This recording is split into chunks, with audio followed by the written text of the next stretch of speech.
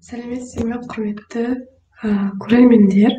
Бүгін біз Corel Drive туралы ақпарат беретін боламыз.